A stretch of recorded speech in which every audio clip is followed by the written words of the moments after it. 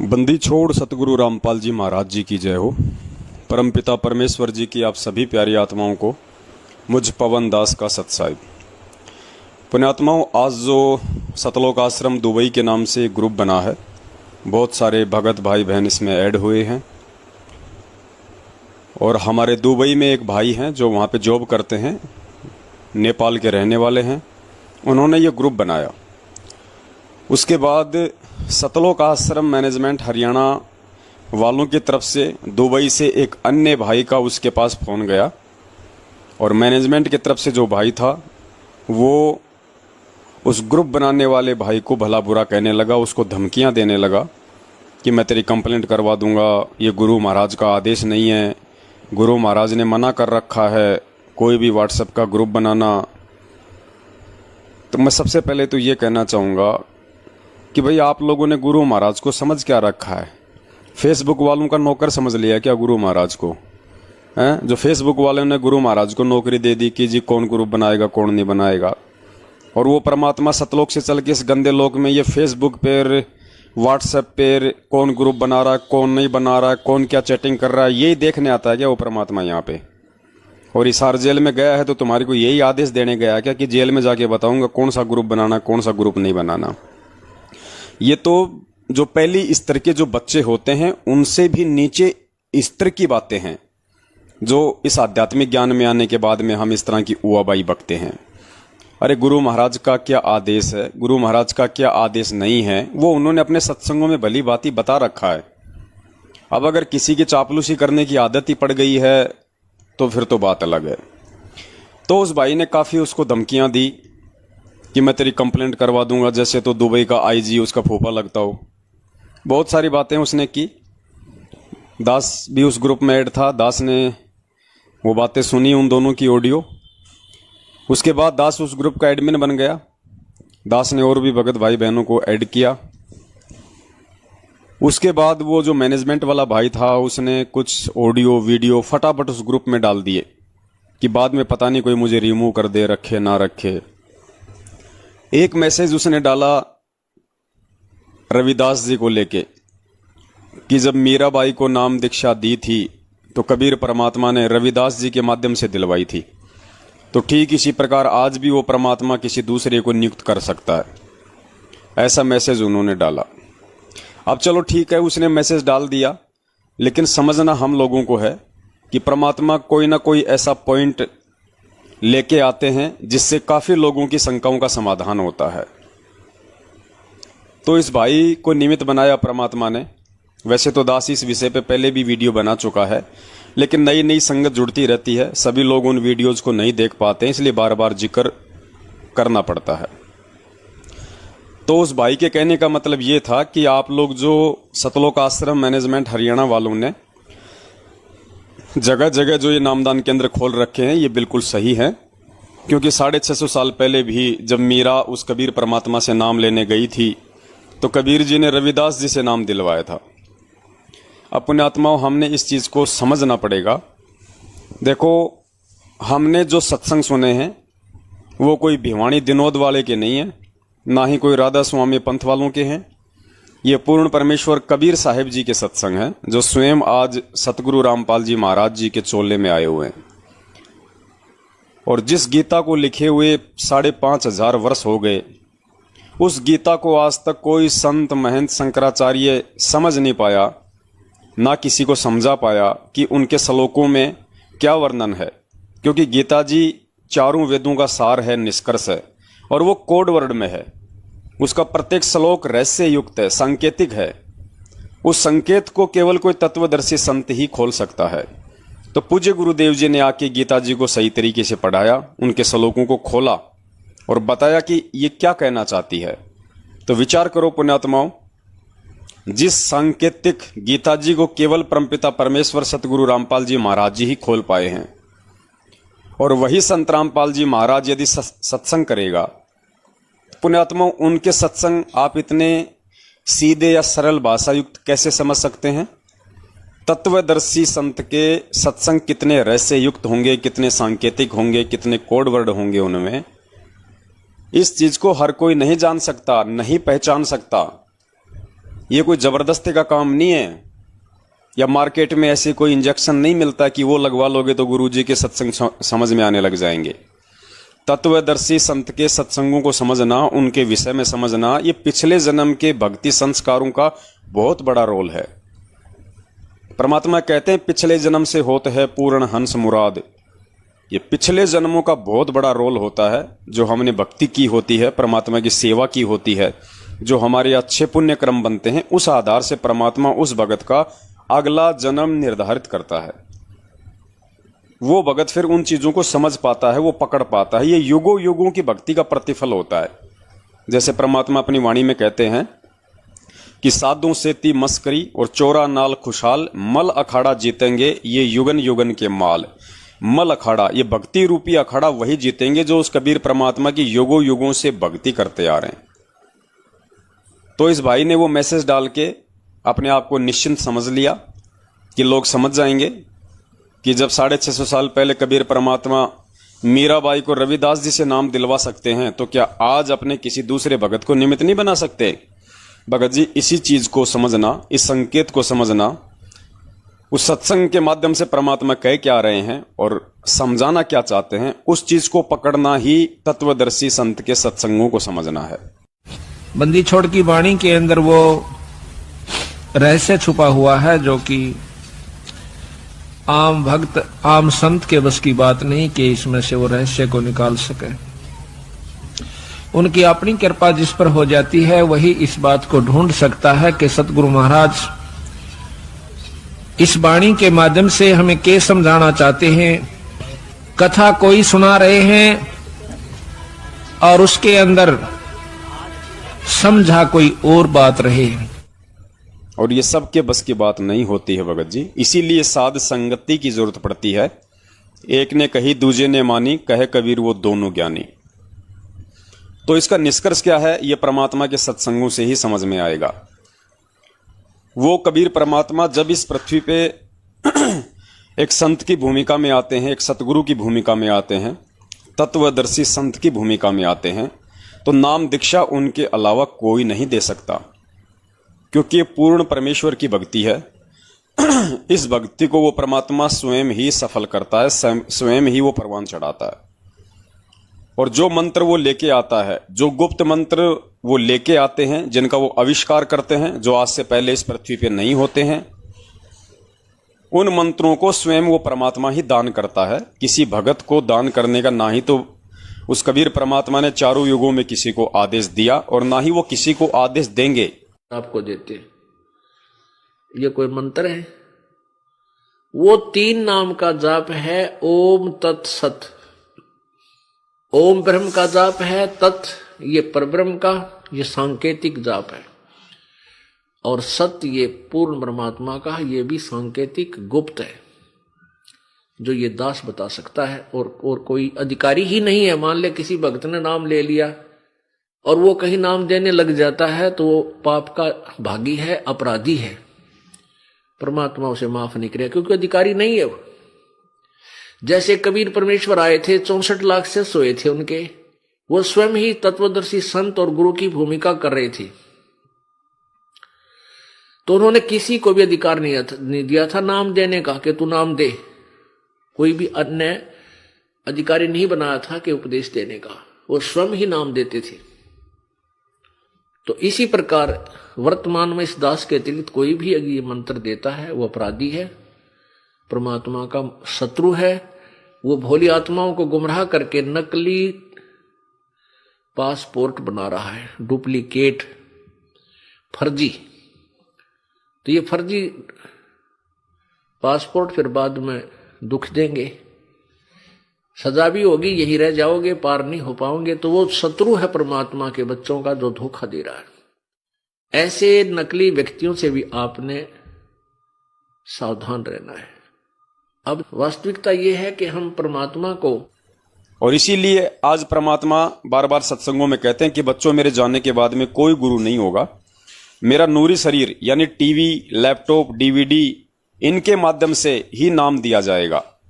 शरीर रूप में अन्य कोई व्यक्ति गुरु पद पे नहीं बैठेगा, क्योंकि परमात्मा की भक्ति है। तो 650 साल पहले वो परमात्मा मीरा जी को रविदास जी से कैसे नाम दिलवा देंगे? ठीक है, सत्संग में आपने सुना है, मैंने भी सुना है, जींद के सत्संग में परमात्मा ने कहा है, लेकिन उस कहे हुए को हमने समझना पड़ेगा कि परमात्मा ने वो लीला क्यों की थी।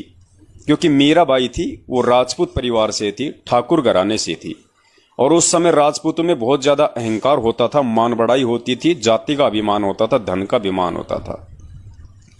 और ये नाम किसी भी भगत के ऊपर तभी अपना काम करता है जब वो आधीन हो, विनम्र हो। तो परमात्मा तो अंतर्यामी थे, लेकिन फिर भी एक उदाहरण पेश करना चाहते थे। इसके लिए उन्होंने मीराबाई जी से कहा कि आप रविदास जी से नाम दीक्षा ले लो, क्योंकि रविदास जी नीची जाति से थे, जो समाज में समझी जाती थी उस समय हरिजन, चमार।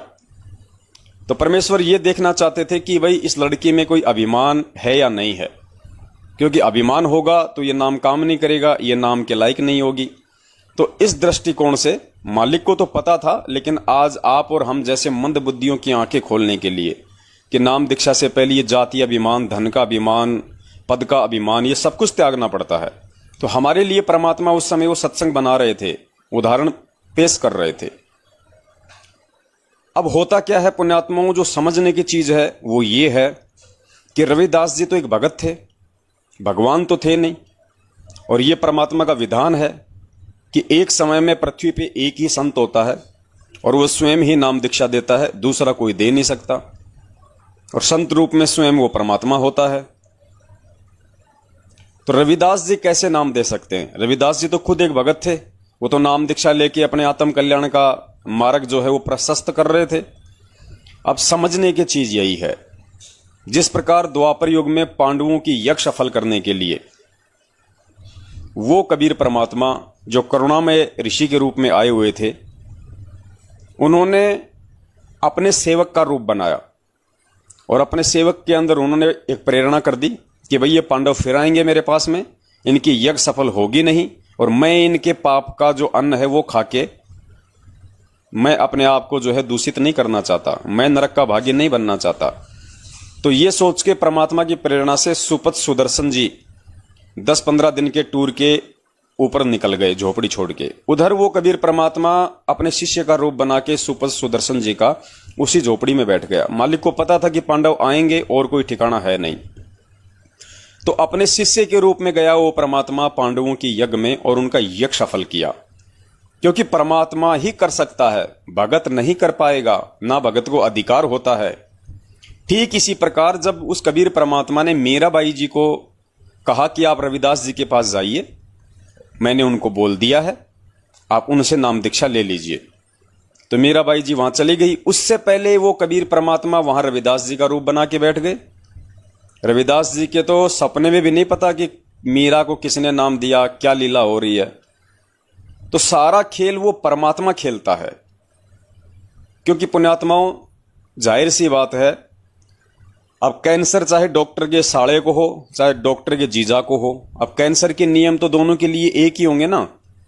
मान लीजिए डॉक्टर का जीजा और साला है, दोनों का ऑपरेशन कर दिया कैंसर का, तो परहेज भी दोनों के लिए बराबर ही होंगे, मेडिसिन भी दोनों की बराबर ही होंगे, क्योंकि रोग भी एक ही है। तो ठीक इसी प्रकार इस अध्यात्म में एक भगत के लिए जो नियम है कि भगत जो है सिद्धियों का प्रयोग नहीं कर सकता, भगत कोई चमत्कार नहीं दिखा सकता, भगत नाम दीक्षा नहीं दे सकता, ये कुछ नियम हैं जो चारों युगों में समान रूप से होते हैं। किसी भी देश काल परिस्थिति में इन नियमों में वो परमात्मा अपने भगत से बदलाव नहीं करवाता। परमात्मा जो चाहे कर दे, परमात्मा अपने किसी भी मर्यादा को तोड़ दे, किसी भी नियम को तोड़ दे, वो भक्ति का एडमिन है, वो कुछ भी एडिट कर सकता है, वो उसकी अपनी मर्जी है। बात हो रही है एक भगत के लिए, तो भगत के लिए वही मर्यादा होती है, वही नियम होते हैं। तो रविदास जी केवल एक भगत थे, रविदास जी के रूप में सारा खेल वो परमात्मा खेल रहे थे। उसके बाद आपने सुना होगा कि भाई मन चंगा तो घटोती में गंगा। रविदास जी की वो घटना, वो चमत्कार, उन्होंने पंडित जी से कहा कि पंडित जी, मैं जो चमड़ा भिगोता हूं इस पानी के डब्बे में, इसमें हाथ दे और देख इसमें दूसरा जो वो कंगन है वो तुझे मिल जाएगा। तो रविदास जी की कहां औकात थी भाई, वो चमत्कार दिखा देंगे और इस तरीके से जो है वो लीला कर देंगे। वो भी कबीर परमात्मा का ही रोल था, कबीर परमात्मा का खेल था। परमात्मा कहते हैं क्रय करावे साइया मन में लहर उठाव दादू सिर दर जीव के आप बगल हो जाए। बहुत सारे रोल परमात्मा अपने भगत के रूप में खुद ही खेल जाता है। और उस समय परमात्मा इसलिए खेलता था कि परमात्मा ने किसी भी तरीके से उन आत्माओं को भक्ति और भगवान से जोड़ना था, ताकि वो किसी भी तरीके से भगवान से जुड़े और जुड़ के नाम दीक्षा लें, उन मंत्रों का जाप करें, उनको मानव जन्म मिले और वो वर्तमान समय तक आ जाएं। उसके बाद आपने रविदास जी का एक और चमत्कार सुना होगा। राजा की जो रानी थी वो उनकी शिष्या हो गई थी। रानी ने अपने घर पे भंडारा रखा, उन्होंने अपने जो है उनको रविदास जी को बुलाया और उसके बाद वहां पे आपने देखी होगा वो लीला, वो खेल कि रविदास जी ने वहां पे 700 ब्राह्मणों से जनेऊ तुड़वाए थे चमत्कार दिखा के।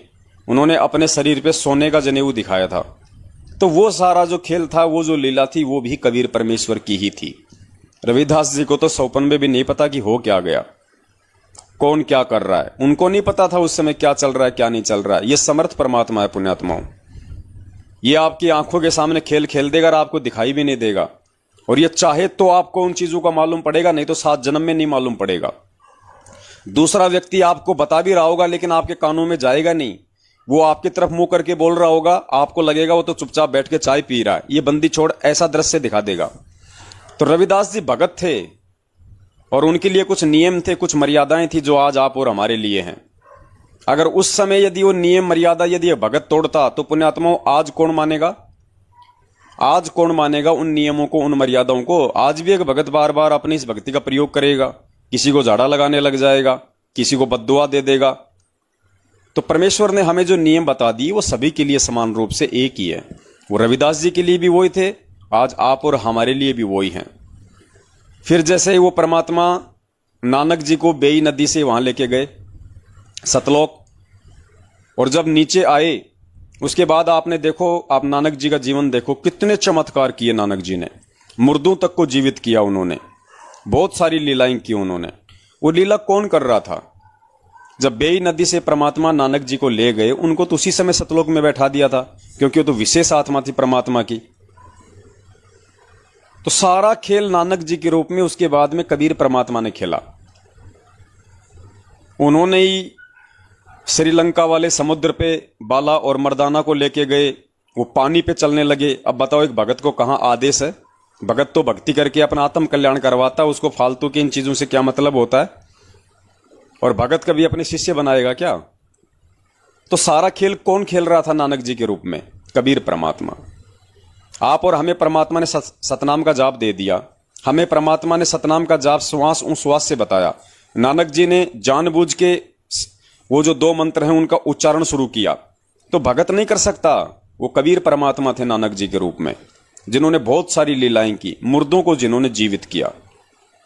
तो इस प्रकार से पुण्यात्माओं हमने इस भक्ति मार्ग को समझना होगा। और लोग सोचते हैं कि गुरुजी ने जो कह दिया बस वही है। अरे गुरुजी ने कह दिया है तो वही, लेकिन गुरुजी किस चीज को किस हिसाब से कह रहे हैं, उस सत्संग का क्या मीनिंग निकलेगा, इसी चीज को जानना तो उनके सत्संगों को जानना है। और हम सोचते हैं कि गुरुजी ने जैसा जैसा बोल दिया वैसा वैसा ही है सब कुछ। ऐसा नहीं है पुण्यात्माओं। ये जो गुरुजी के एक एक शब्द हैं बहुत ज्यादा सांकेतिक हैं। एक एक शब्द उस परमात्मा का रहस्य युक्त है, सार युक्त है। क्योंकि कबीर परमात्मा इस पृथ्वी पे आए और उसके बाद वो अपने मुख से कोई शब्द निकाले और उसका कोई मीनिंग ना निकले, उसका कोई विशेष अर्थ ना निकले, ऐसा हो सकता है? कबीर नहीं हो सकता। तो इस प्रकार से हमने इन चीजों को समझना पड़ेगा। और उसके लिए परमात्मा ने बहुत सारे हमारे को प्रमाण भी दिए हैं कि एक समय में पृथ्वी पे एक ही संत होता है। और परमात्मा ने तो यहां तक अपने सत्संग में कह रखा कि 650 साल पहले जब वो कबीर परमात्मा आए तो उन्होंने किसी दूसरे को नाम दीक्षा देने का आदेश नहीं दिया। कोई भी सत्संग उठा के देख लो परमात्मा का, आपको सैकड़ों की संख्या में प्रमाण मिल जाएंगे कि जब वो परमात्मा इस पृथ्वी पे आता है संत रूप में, एक समय में वो एक ही संत होता है और वो किसी को भी नाम दीक्षा देने का आदेश नहीं देता, वो स्वयं ही नाम दीक्षा देता है। इसलिए हमने उन नकली सतगुरुओं से बात नहीं बनेगी। एक समय में एक ही सतगुरु होता है। जैसे परमात्मा जब आए थे उन्होंने किसी को भी नाम देने का आदेश नहीं दिया था और स्वयं ही उपदेश दिया करते थे। 64 लाख शिष्य उनके हो गए थे, उन सब के स्वयं ही गुरु थे। स्वयं ही सतगुरु थे और एक समय में एक ही संत होता पूरी पृथ्वी पे उस परमेश्वर का। वैसे तो ये अन्य उपासना बताने वालों की तो गिनती ही नहीं है। चाहे वो कोई भी रूप बना ले, कोई भी लीला कर ले, भगत को आदेश नहीं होता है। अगर उस समय भक्तों को यह आदेश होता तो आज आप और हम भी मर्यादा तोड़ते, वो दोगला आचरण हो जाता उस परमेश्वर की भक्ति में। तो भक्तों के रूप में परमात्मा ने जो लीलाएं की हैं वो कबीर परमेश्वर ने स्वयं ही की हैं। इस चीज को समझना ही परमात्मा के सत्संगों को समझना है, गुरुदेव के इशारों को समझना है। अगर ये जगह जगह ये फर्जी नामदान केंद्र की दुकानें अगर उस परमेश्वर ने आज खोलनी होती तो पुण्यात्मा विचार करो, 27 साल से गुरुजी आश्रम में रह के सत्संग कर रहे थे, क्या परमात्मा उस समय नहीं खोल सकते थे?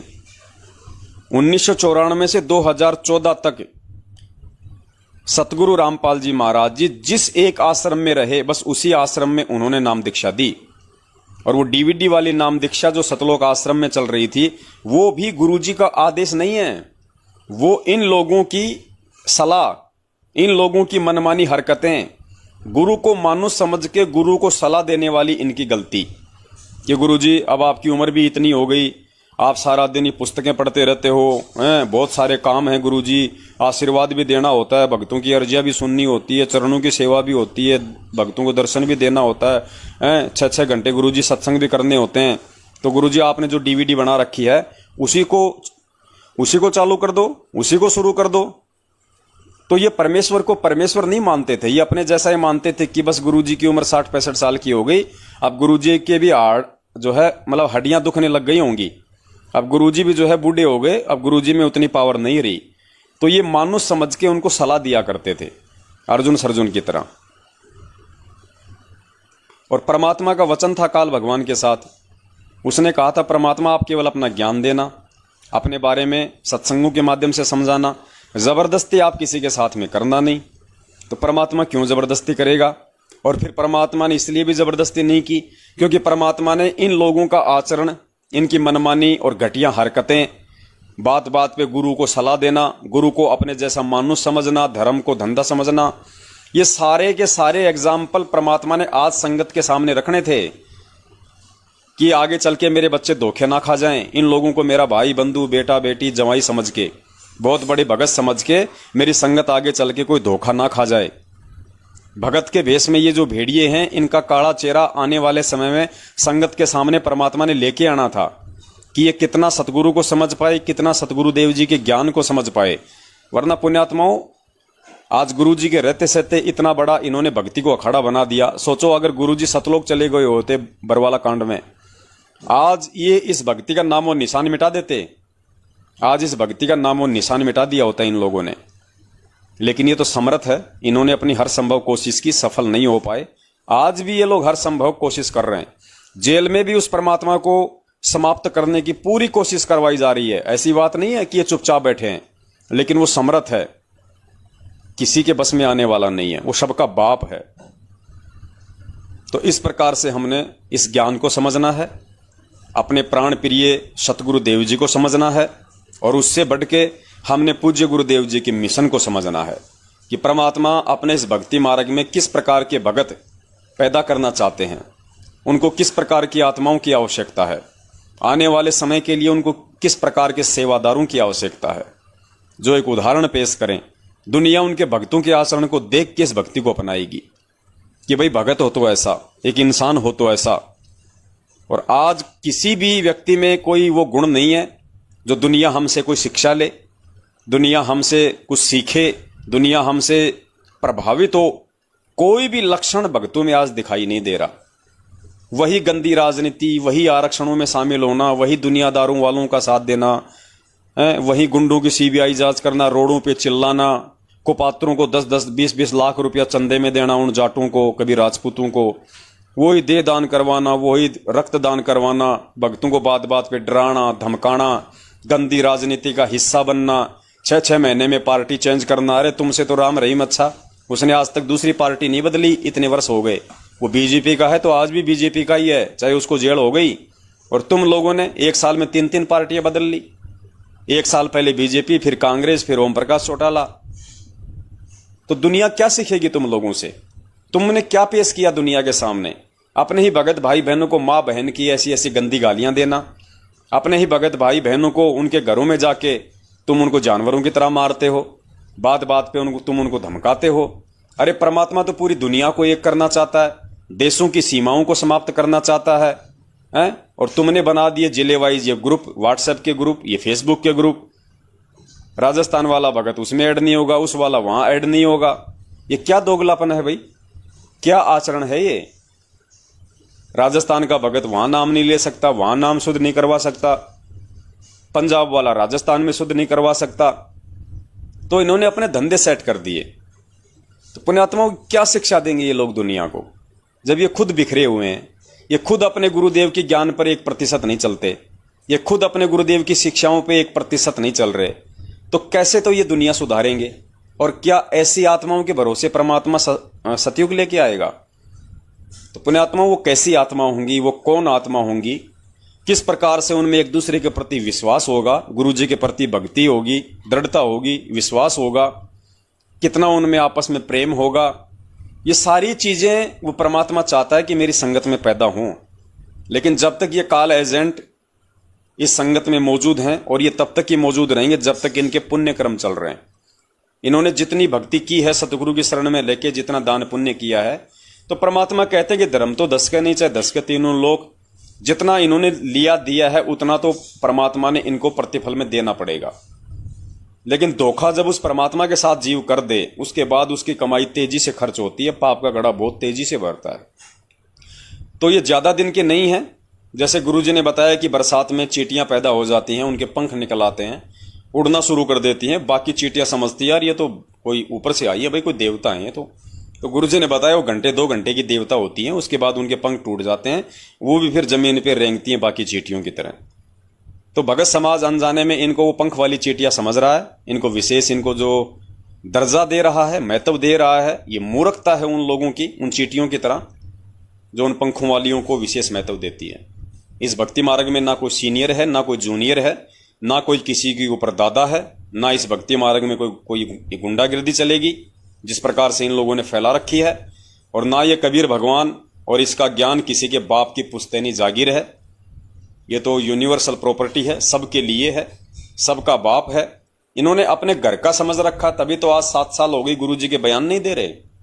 इनको पता है कि गुरुजी ने तुम्हारी टांट काट रखी है कोर्ट में, सारे बयान गुरुजी ने तुम लोगों के खिलाफ दिए हुए हैं, इसीलिए तो भगोड़े बन के घूम रहे हैं, इसीलिए तो संगत के सामने नहीं आ रहा वो महेंद्र भगोड़ा, क्योंकि गुरुजी ने सारा का सारा जिम्मा बरवाला कांड का इन लोगों को ठहराया है, और किया भी इन लोगों ने ही है। सतवादी परमात्मा झूठ तो बोलेगा नहीं, दोगली बात तो करेगा नहीं। आज उस परमात्मा ने पूरी दुनिया के सामने अपने इंटरव्यू में कहा बरवाला कांड के बाद कि राष्ट्रीय समाज सेवा समिति मेरी नहीं है, और मुझे भी आश्रम में रोक के रखा हुआ था। पूरी दुनिया के सामने कहा परमात्मा ने लाइव, और ये कहते हैं कि नहीं जी समिति गुरुजी की है, मैनेजमेंट गुरुजी का है। तो पुण्यात्माओं सोचो, कल को यदि ये साबित हो गया कि समिति तो संत रामपाल जी महाराज जी की ही है, तो गुरुजी तो दोगले साबित हो गए। कौन गुरुजी को परम संत मानेगा? कौन उनको संत मानेगा? कौन भगवान मानेगा? जो लोग मान रहे हैं उनका भी विश्वास टूट जाएगा कि ये तो दोगली बात हो गई। तो पुण्यात्माओं सतगुरु गलत नहीं है। पूज्य गुरुदेव जी ने जो इंटरव्यू में कह दिया वो परम सत्य है। 7 वचन पलटे नहीं, चाहे पलट जाए ब्रह्मांड। अब कोई नासमझ, कोई मंद बुद्धि वाला व्यक्ति चाहे उसका कुछ भी अर्थ निकाल ले, वो एक बात अलग है। पुण्यात्माओं परमात्मा इनको रिजेक्ट कर चुके हैं, अब केवल इनके पुण्य चल रहे हैं, और जिस चीज के लिए इन्होंने भक्ति की थी वो परमात्मा ने इनको दे दी, क्योंकि इन्होंने खाली माया के लिए भक्ति की थी, मान बढ़ाई के लिए इन्होंने भक्ति की थी, वो परमेश्वर ने इनको दे दिया संगत के माध्यम से। इनके पास में पैसा भी खूब है, आज इनको सत्साहिब ठोकने वाले भी लाखों की संख्या में हैं, लेकिन साथ में चैन और संतुष्टि इनको 1% भी नहीं है। आत्म कल्याण तो छोड़िए, पता नहीं कितने जन्म लेने पड़ेंगे इन लोगों को, इन्होंने जो कुकर्म किए हैं भक्ति मार्ग में, इस परमेश्वर की बगिया में। तो पुण्यात्माओं आप सत्सेवक हैं, आपको परमेश्वर ने विशेष रजा बख्शी है, आपको मालिक ने सद्बुद्धि बख्शी है, और परमात्मा कहते हैं कि भगत और अभगत की पहचान उसकी भाषा से होती है, उसके शब्दों से ही हो जाती है। तो हम लोगों ने एक भगत बन के इस देश और दुनिया को भी दिखाना है, और एक भगत बन के हमने उस परमेश्वर की उम्मीदों के ऊपर भी खरा उतरना है, जिसके लिए वो परमात्मा यहां आते हैं। हमें भगत बनाने के लिए परमात्मा जो कष्ट उठाते हैं सत्संग करने के लिए, क्योंकि सत्संगों के माध्यम से ही परमात्मा हमें भगत बनने की जानकारी देते हैं। अलग से बैठा के कोई ट्रेनिंग नहीं देता परमात्मा, सबको समान रूप से समझाता है। जो उसका होता है वो उसकी बातों को पकड़ जाता है और उसके जैसा बनने का पूरा प्रयास करता है। और जो उसके जैसा बनने का पूरा प्रयास करेगा तो पुण्यात्माओं, संघर्ष भी बहुत करना पड़ता है, बाधाएं भी बहुत आती हैं, जलालत भी सहन करनी पड़ती है, मार भी सहन करनी पड़ती है, गालियां भी खानी पड़ती हैं, लेकिन अपने मिशन पे अडिग रहना होता है, संघर्षरत रहना होता है और परमात्मा पे अटूट श्रद्धा और विश्वास रखना होता है। फिर वो परमात्मा कोई कमी नहीं छोड़ता। तो पुण्यात्माओं, ये सतलोक आश्रम मैनेजमेंट हरियाणा वालों ने तो अपना सत्यानाश किया हुआ है। इनके केवल बैटरी चल रही है, इनके केवल जो पुण्य हैं वो चल रहे हैं। बस जिस दिन इनका पाप का घड़ा भरा, आप देखना इनके साथ में क्या बीतेगी। तो हमने हर स्थिति में परमेश्वर के ज्ञान को, उनके मार्ग को, परमेश्वर ने हमें जो निर्देशित किया है सत्संगों के माध्यम से, वही हमारे लिए फाइनल है। वही आज हमारे गुरु का हमारे लिए आदेश है। कोई पीला पर्चा, कोई ऑडियो, कोई उनका बेटा बेटी, भाई बंधु रिश्तेदार जवाई, वो हमारे लिए दो कौड़ी के हैं। हमारी नजर में उनकी कोई औकात नहीं, क्योंकि जब हमारी नजर में हमारी खुद की कोई औकात नहीं तो दूसरे की हम क्या औकात माने यहां पे। और उनके तो आचरण से परमात्मा ने दिखा दिया कि इनकी औकात है भी कितनी। तो बहुत सोच समझ के आप और हमने भक्ति मार्ग पे चलना है, सभी के साथ में प्यार प्रेम से। ना हमने ज्यादा बोलना है, ना हमने कोई ऊट पटांग बोलना है, क्योंकि जो सत भगत होता है, जो मर्यादा में चलता है, धीरे धीरे परमात्मा उसके शब्दों में शक्ति दे देते हैं, उसके शब्दों में एक पावर आ जाती है। इसलिए सच्चे भगत को बहुत ही कम शब्दों का प्रयोग करना चाहिए, आवश्यक हो तो बहुत सोच समझ के करना चाहिए। शब्द यदि उल्टा सीधा हो गया तो शब्दों का परिणाम भी फिर उस भगत को ही भोगना पड़ता है। अब इनके पास ना भक्ति है, ना इनके शब्दों में कोई पावर है। ये तो केवल अपनी जो कमाई है वो खा रहे हैं, अपनी बैटरी से ये अपनी लाइट चला